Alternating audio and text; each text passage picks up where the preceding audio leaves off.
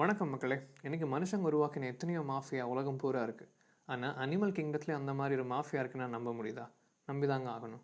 Gap buffalo அப்படிங்கிற ஒரு எருமையை தான் இந்த மிருகங்களோட சாம்ராஜ்யத்தில் மாஃபியா அப்படின்னு சொல்கிறாங்க. இதுங்களோட தோற்றம், எதிரி அதுங்க பார்க்குற விதம், அதுங்க நடந்துக்கிற விதத்தினாலேயும் தான் அதுங்களை அனிமல் கிங்டத்தோட மாஃபியா அப்படின்னு சொல்கிறாங்க. இந்த கேப் பஃபலோ கிட்ட மன்னிப்பு அப்படிங்கிற பேச்சுக்கே இடம் இல்லையாங்க.